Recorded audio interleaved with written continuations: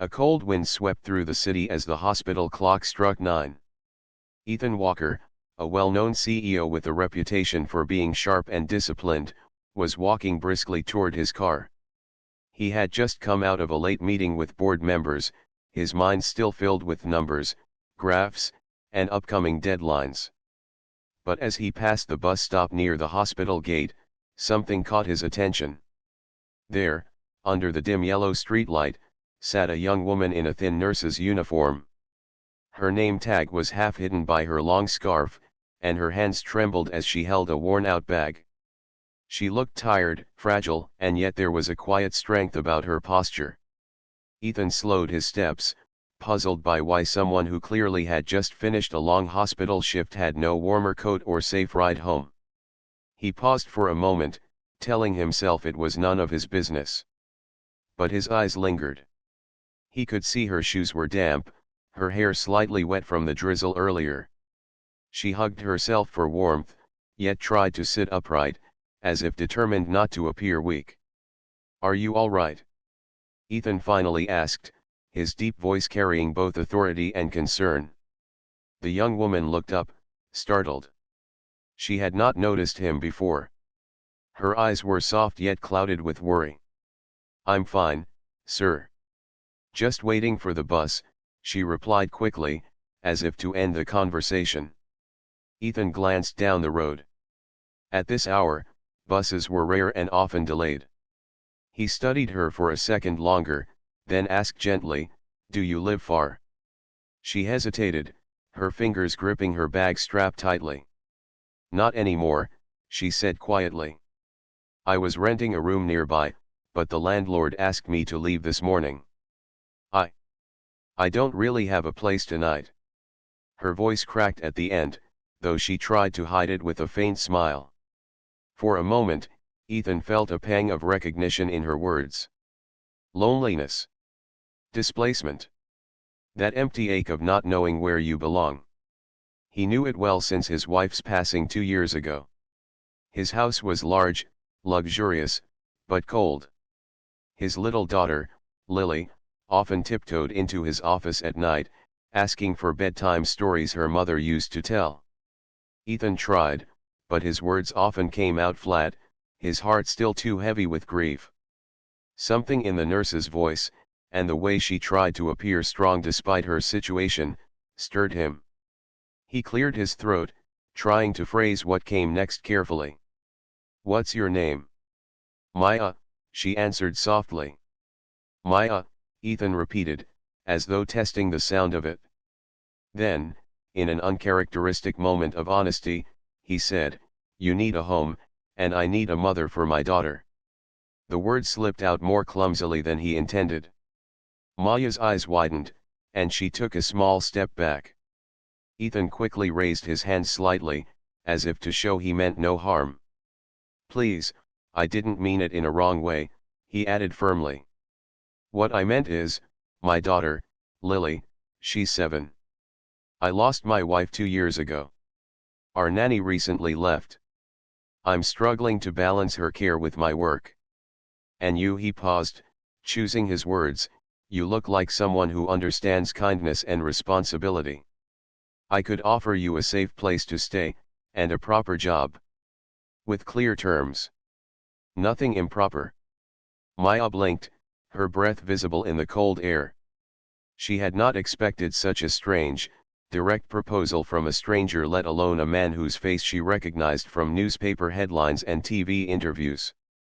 Ethan Walker, the business tycoon, the man behind one of the city's largest companies. Still, his voice carried no arrogance at that moment. Only sincerity, and perhaps, loneliness. "You don't know me," Maya whispered.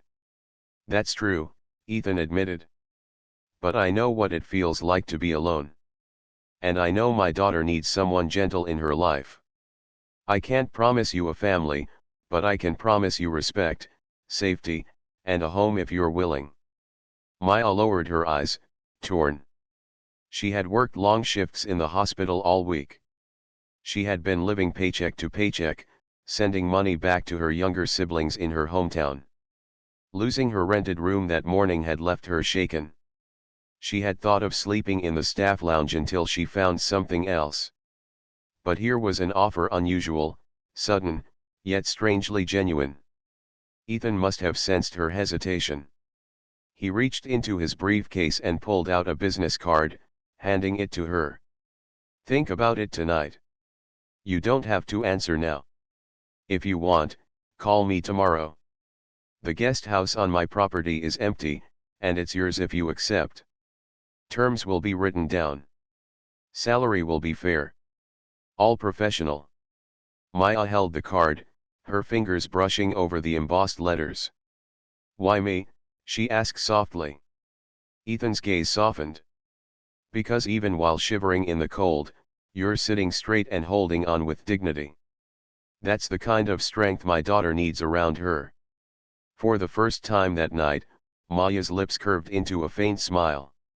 Not because her problems were solved, but because someone, for once, had noticed her quiet resilience. She thanked him and said she would think about it. Ethan nodded, gave her a small respectful bow, and walked to his car. But as he drove away, he kept glancing at the rearview mirror, at the fragile figure under the streetlight. He hoped she would call. That night, Maya did not sleep much. She lay awake in the hospital staff lounge, staring at the ceiling. The offer echoed in her mind: "You need a home, and I need a mother for my daughter." It sounded odd, but behind those words, she sensed not demand, but an unspoken plea. By dawn, when the hospital corridors filled again with patients and doctors, Maya had made her decision. She would give this arrangement a try, not for luxury, not for money, but for the chance to find stability while helping a child who had lost her mother. And so, two lives, one hardened by corporate struggles, the other worn down by quiet battles, were about to meet in a way neither expected. The morning sun rose gently over the city, painting the tall glass towers in gold. Maya stood at the gate of Ethan Walker's mansion, clutching her small bag nervously. The night before, she had barely slept, replaying his words over and over. Now, here she was, facing the tall iron gates that separated the world of ordinary struggles from the life of wealth and power she had only seen in magazines. The guard at the entrance recognized her name immediately. Ethan had left instructions. With a polite nod, he guided her inside. As Maya stepped onto the wide stone pathway, her heart raced. The house in front of her looked more like a palace than a home: high pillars, wide windows, and a fountain at the center of the garden. But for all its beauty, Maya felt a strange emptiness in the air, as though the house was missing laughter, warmth, and music. Ethan was waiting for her at the door. He looked different in daylight, less like the untouchable CEO and more like a man trying to keep his life in order. His eyes softened when he saw her. "Good morning, Maya." "Come in," he said, his tone calm and welcoming. She stepped inside, and her eyes widened.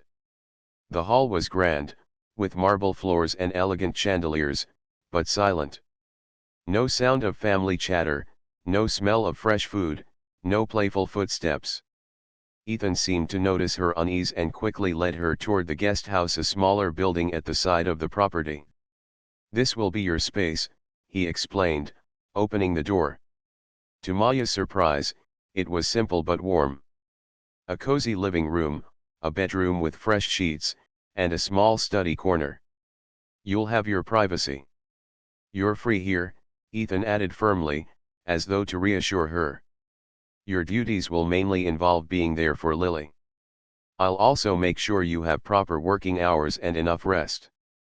Maya nodded, relieved. She set her bag down and whispered, "Thank you." That afternoon, she finally met Lily. The little girl walked into the guest house slowly, hiding behind a book. Her eyes were wide, cautious, and curious all at once. She had the same dark brown eyes as Ethan, but there was a shadow of sadness in them. "Lily, this is Maya," Ethan said gently, kneeling beside his daughter. "She'll be here to take care of you, help with school, and spend time with you." Lily didn't answer. She only glanced at Maya briefly before turning away, clutching her book tighter. Maya knelt down to her level and smiled softly. "Hello, Lily. I love books too. What are you reading?" The little girl peeked at her again but didn't respond. Ethan gave a small sigh, placing a hand on his daughter's shoulder.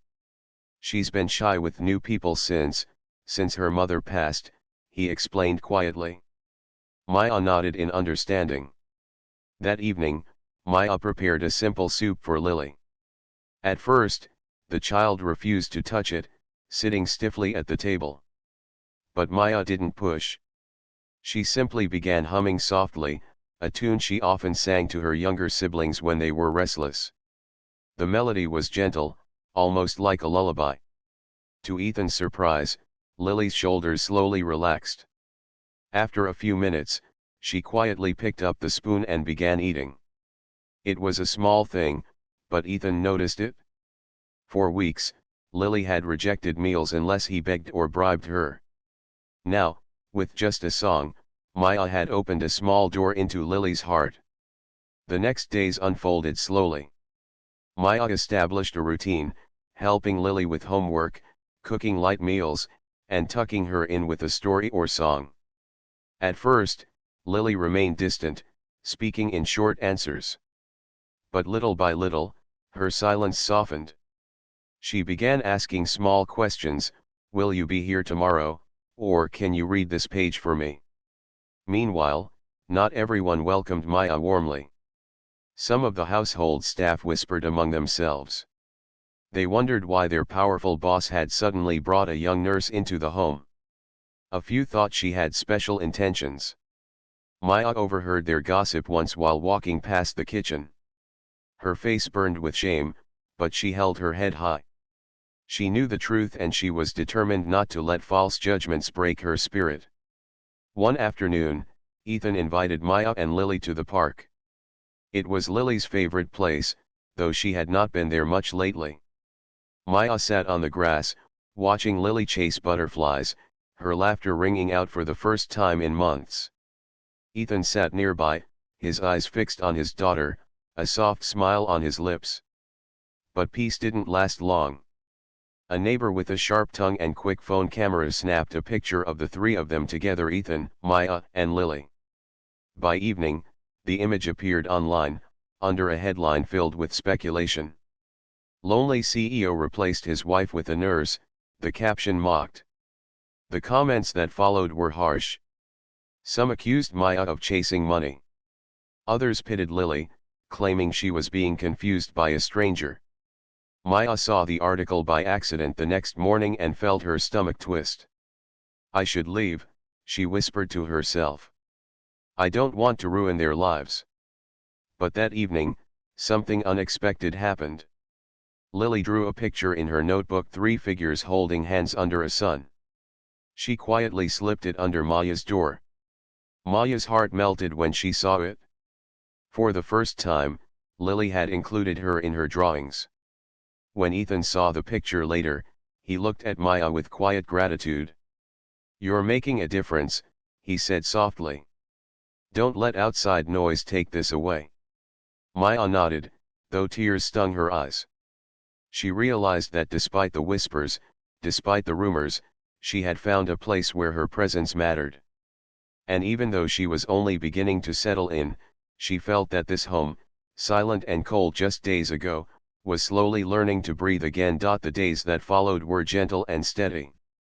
Maya kept the same calm rhythm: homework after snack, a short walk in the garden if the weather was nice, a story or a song before bed. Lily still spoke softly and avoided eye contact sometimes, but her shoulders no longer looked stiff. She began to hold her pencil with more ease, and sometimes she would hum Maya's tune while coloring. Ethan noticed these changes like a man noticing spring after a long winter. He did not rush them. He only gave grateful smiles, small nods, and space. One Tuesday morning, a note came home from school in Lily's backpack. It was an invitation to Family Day, a small school event where students would share a short poem or a few lines on stage. Parents and caregivers were welcome to attend. The paper had a bright border with stars and balloons. Lily handed it to Maya without a word and stood very still, watching to see what she would say. "This looks fun," Maya said, keeping her voice light. "Do you know your poem already?" Lily nodded just once. Her lips pressed together, and her big brown eyes seemed to say, "I am scared." Maya knelt down, so they were at the same height. "We can practice together," Maya said. "We'll make it easy. We'll practice one line, then take a silly break, then the next line. We'll turn it into a game. How about that?" A tiny smile slipped onto Lily's face. She nodded again. That afternoon, Maya wrote the poem out on a large card with wide lines. They practiced on the couch first. When Lily said one line clearly, Maya clapped softly and made a funny face, as promised. Lily giggled. Then they practiced standing up, feet planted, eyes on one spot on the wall. "That spot is a friendly face," Maya said. "You're not alone. The friendly face is cheering for you." When Ethan returned from work, he found Lily standing on a small rug like a stage, reciting line 3 with a brave but wobbly voice. He leaned on the door frame and did not interrupt. He only listened, his eyes warm. Over the next few days, they kept the practice short and kind. No pressure, no big speeches about courage. Just tiny steps. When Lily got stuck on a word, Maya hummed a few notes of the bedtime tune. Lily inhaled, then tried again. The tune was like a gentle hand at her back, steadying her. On the morning of Family Day, the house woke early. Ethan wore a simple navy jacket. Lily wore a soft blue dress with a little ribbon. Maya braided her hair carefully, keeping the braids loose so Lily would not feel tight or uncomfortable. "You look like the sky," Maya said with a smile. Lily looked at herself in the mirror and touched the ribbon. She did not say anything, but she didn't look away from her reflection either, which was already a small victory. The school hall was bright with paper lanterns and children's drawings. Parents found their seats, whispering and waving. Ethan felt his heart beating fast. He had given 100 speeches in his life, to rooms far bigger than this one, but none of those had ever made him feel this strange mixture of hope and worry. He glanced at Maya. She sat one row ahead, at the end of the aisle, just as they had planned, so Lily could see her easily from the stage. When Lily's class took the stage, she was in the middle of the line. She searched the room with her eyes. The moment she found Maya, something in her shoulders settled. She stood with her feet apart, just like they practiced. The first child spoke. Then the second. A little boy forgot a line and the audience gave him a kind cheer. It was Lily's turn. She looked down at her paper. The room seemed too big all of a sudden. Her hands felt damp. The microphone was a cold, new thing. For a breath, she froze. Maya did not move from her seat, did not wave frantically, did not mouth the words. She simply lifted her chin a little and began to hum the quiet tune. Very soft. Only Lily could see her lips pressed together on the notes, only Lily could feel the memory of that sound in her chest. Lily took one breath. Then another.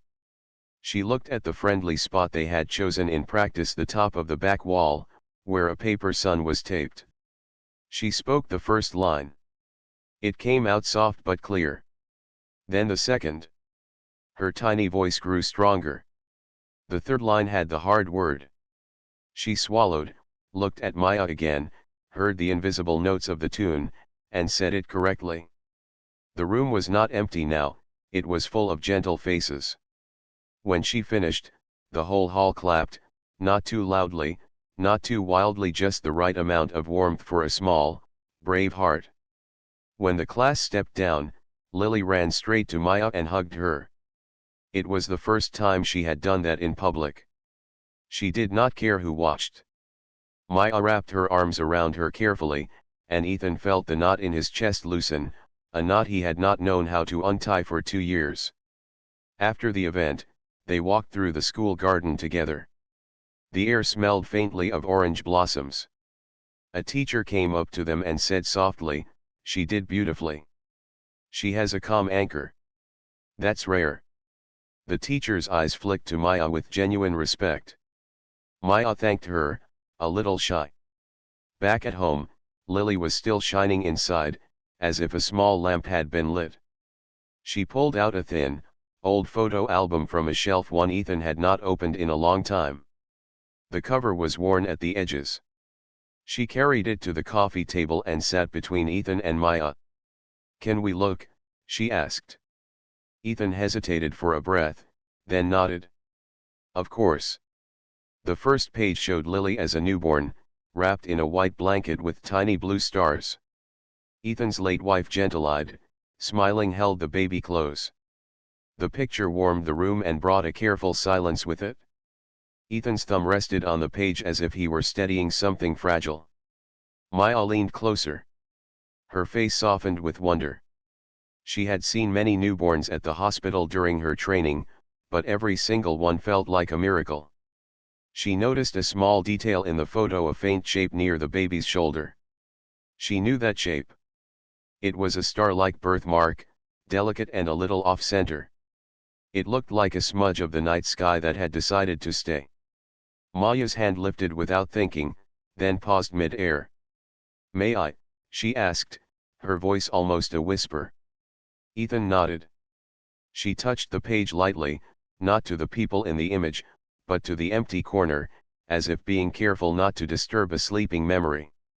"I know this birthmark," she said slowly.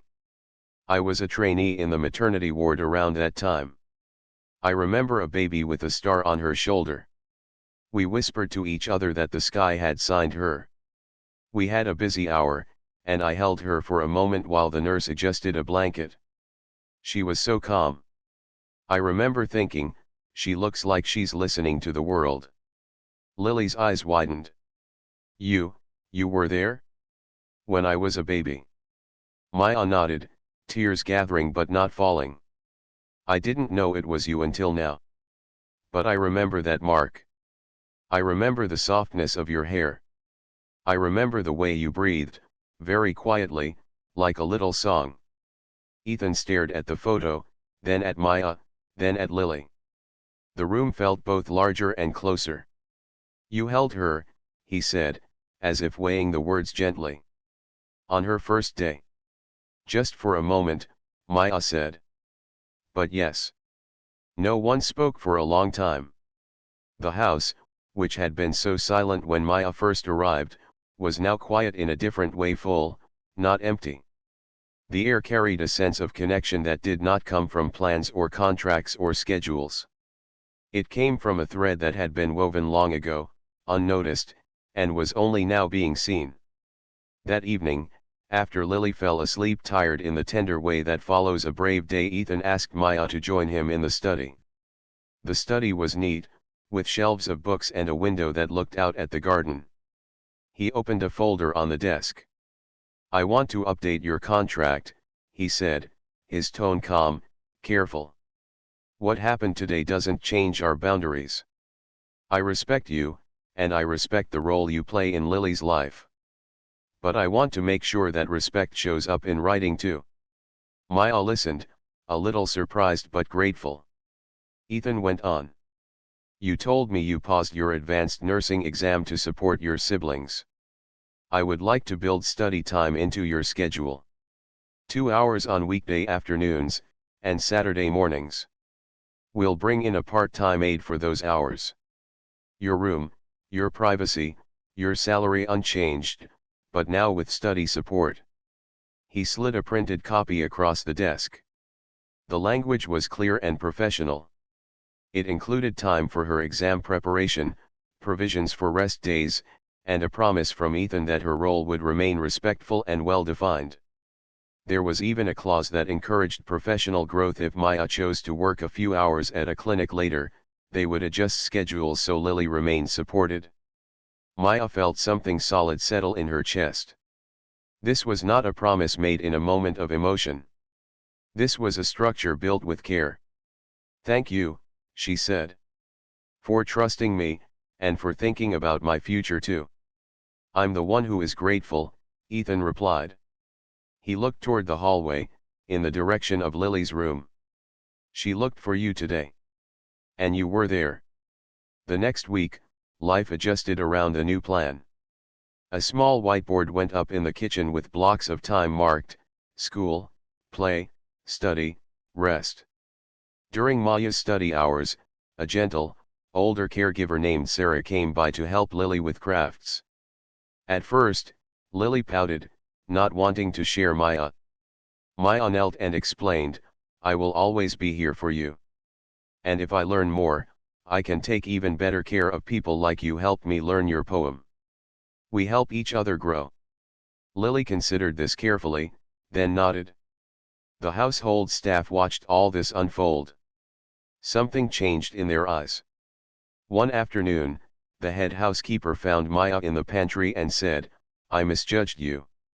I'm sorry." Maya smiled and said there was no need to apologize, but the woman insisted. "No, I should. You bring ease to the child. That is rare." Even the neighbor who had taken the park photo seemed to lose interest, as if the absence of scandal gave her nothing to feed on.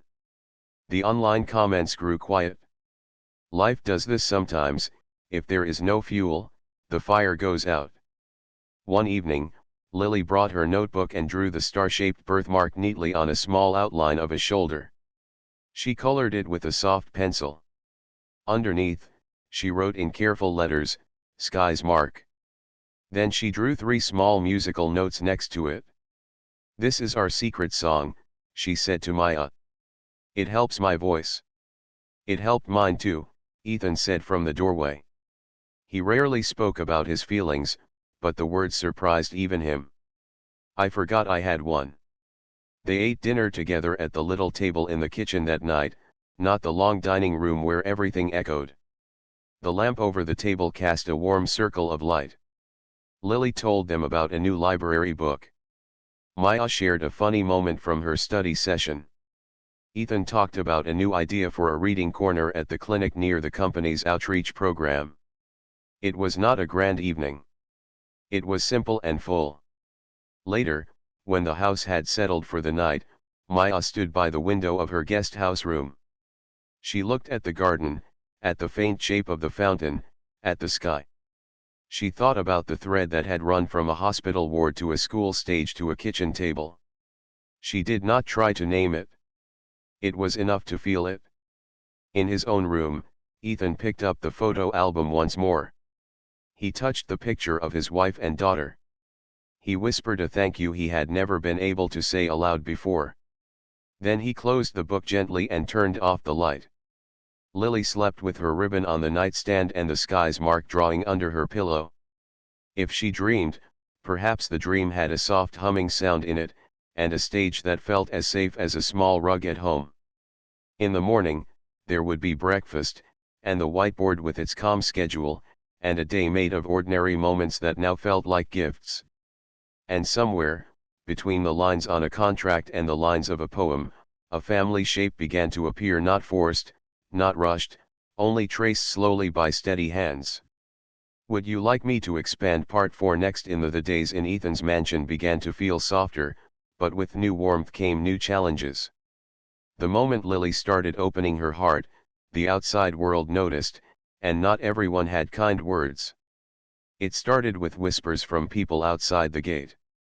The same neighbor who once snapped a photo at the park now seemed to be watching more closely. She told others in the community that Ethan had already replaced his late wife. Soon, a blog picked it up again. This time the caption was worse: "CEO hides nurse in his mansion, a new family too soon." The picture was an old one, but the words spread like fresh ink in water. Maya saw the article by accident one evening. She was reading on her phone after Lily went to bed, and the headline popped up. Her heart pounded as she scrolled. Comments filled the page, some mocking, some suspicious, and some cruel. "She's only there for money." "Poor child, confused again." "He's making a mistake letting a stranger play mother." Maya locked her phone and sat frozen. She had known this would happen one day. She had known she did not belong in Ethan's world. But seeing the words in black and white made her chest ache. She whispered, "I should leave before I bring more harm." The next morning, she wrote a short letter on plain paper. Her hands shook as she wrote the words, "Thank you for everything, but it's better if I step away. I don't want Lily to be hurt because of me." She folded it neatly and slipped it into an envelope. Before she could give it to Ethan, Lily found it. The little girl had been looking for a drawing pencil near the guest house when she noticed the envelope with her name written in the corner. She opened it slowly, her eyes scanning the words. A few moments later, she appeared at Maya's door, holding the letter in her tiny hands. "Did I do something wrong?" she asked in a trembling voice. Maya's eyes widened. She rushed forward and knelt, hugging Lily tightly. "No, no, sweetheart. You did nothing wrong. You did everything right. You are the reason I smile every day." Tears welled up in Maya's eyes as she stroked Lily's hair. "I just thought leaving would protect you." Lily shook her head fiercely, clutching Maya's sleeve. "Don't go. Please don't go." When Ethan heard the story later that evening, his jaw tightened, but his voice was calm. "The internet is loud, Maya. But loud is not the same as true. If we let strangers decide our home, then we lose what we built. And I will not lose this again." The next morning, he made a quiet but strong decision. During a company meeting, when a board member hinted about the rumors, Ethan spoke clearly, "My family life is private. The person caring for my daughter is a respected professional, and her role is not up for debate. Let's keep our focus where it belongs, on our work." His words closed the subject immediately. Maya, however, still battled her doubts. But just as the outside world pressed harder, a ray of light appeared. One afternoon, she received a letter in the mail, this one with a university seal. A health foundation had granted her a scholarship to finish her advanced nursing exam. It was something she had dreamed about but never thought possible. She held the letter in trembling hands, her eyes filling with tears of relief. Ethan was the first to know. "This is wonderful," he said, smiling for the first time in days. "You must study. We'll adjust things here." They set a new rhythm. A gentle, part-time aide named Sarah came in the afternoons to spend time with Lily while Maya studied. At first, Lily pouted and clung to Maya's arm. But Maya knelt and explained, "If I learn more, I can help even more people just like you helped me learn your poem. We're a team, remember?" Slowly, Lily nodded, accepting. Days turned into weeks. Maya spent hours with her books, her notes, her practice exams. Sarah sat with Lily to do crafts or baking projects. And every evening, Maya returned to Lily's side with a smile, keeping her promise. The exam day arrived. Maya left early in the morning, dressed neatly, her heart pounding. Ethan drove her quietly, offering calm encouragement. "You've already proven yourself 100 times, he said. "This is just paper confirming it." When she returned that evening, Lily ran to the gate, waving a hand-drawn sign that said, "Go Maya," in crayon. Ethan stood behind, clapping. Maya laughed through her tears. A month later, the results came. She passed with high marks. The clinic she had once dreamed of working at sent an offer letter, inviting her to join as a part-time nurse. It was a small clinic that served low-income families, exactly the kind of place where Maya wanted to give her skills. But it brought a new choice. Should she step back into full hospital work and move out? Or should she take the part-time clinic role and stay in this home, balancing both her dream and her care for Lily? That evening, she sat with Ethan in the study, the letter between them. "This is my dream," she admitted softly. "But I also don't want to walk away from Lily." Ethan looked at her carefully, then at the photo on his desk of his daughter smiling in the garden. "Then don't walk away," he said simply. Take the clinic role. We'll adjust. You deserve your dream, and Lily deserves stability. This is not either or. It can be both. Maya's eyes filled. For the first time, she believed that maybe life could offer her more than survival. Maybe it could offer balance. The next morning, Lily hung a new drawing on the fridge, Maya in a nurse's uniform, holding a stethoscope in one hand and Lily's hand in the other. Beside them stood Ethan, tall and steady, with the sun above. Beneath, in childlike letters, she wrote, "Family." And though challenges still whispered outside their walls, inside the house there was something stronger than gossip: trust, respect, and the slow but steady building of a real home. The year rolled by more gently than any of them could have imagined. What began as a sudden arrangement at a cold bus stop slowly turned into the quiet rhythm of a home. Each morning felt less like survival and more like living.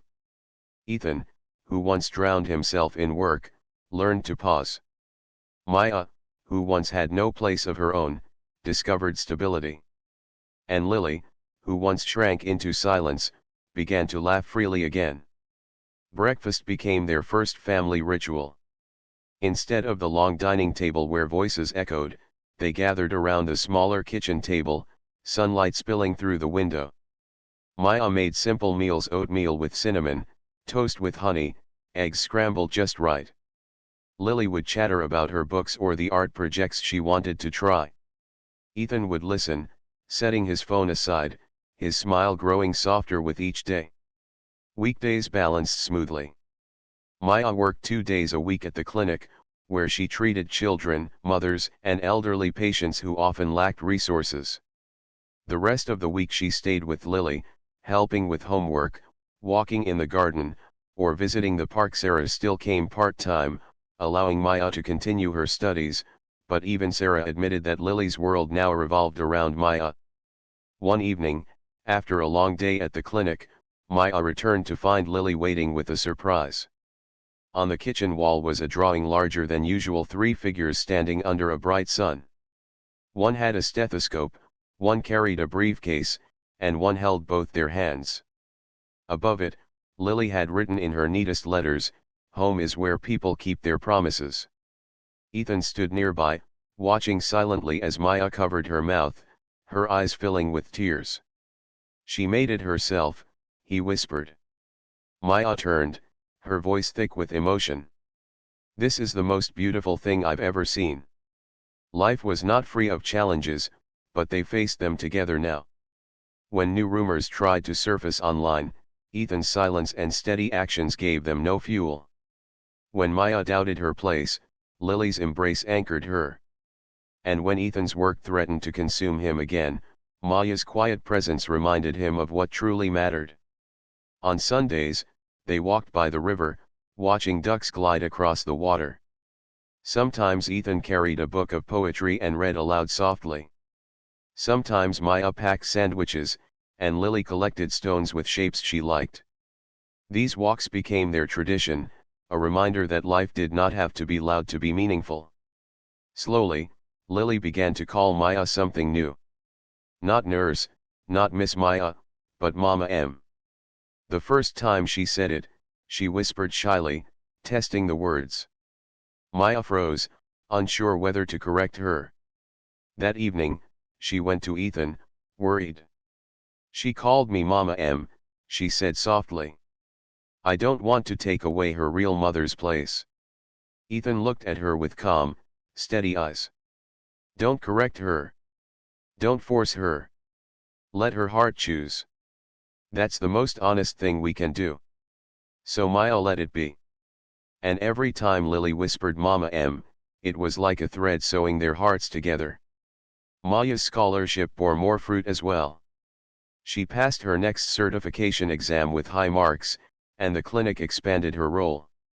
Ethan surprised her one evening by offering support from his company's foundation. "We'd like to fund a reading corner at the clinic, in Lily's name," he said. "A small place where children can feel safe and discover stories." Maya's face lit up. "That's perfect," she said. "Books saved me many nights. They'll save others too." And so the corner was built painted bright blue, lined with shelves of colorful books, with soft cushions for children to sit on. A plaque on the wall read, "Lily's Corner for every child who needs a story." Years from now, people would remember that reading corner.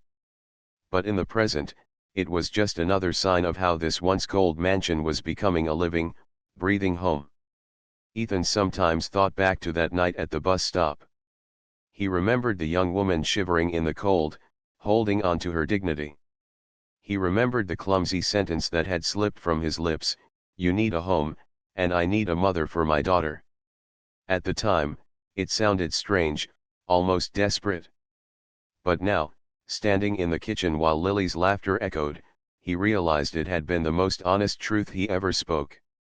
He looked at Maya one evening as they watched Lily fall asleep. The little girl clutched her drawing pad under her pillow. Her breath rose and fell in peaceful rhythm. Ethan whispered, "Thank you for turning this house into a home." Maya smiled gently. "And thank you for giving me a place where I could be more than just useful. A place where I could belong." The story did not end with a dramatic twist, nor a fairy tale ending. It ended with something more rare and more precious, quiet steadiness, respect, trust, and the kind of love that grows slowly but never fades. And as the nights grew calmer and the mornings brighter, Lily's words on the kitchen wall remained true: "Home is where people keep their promises."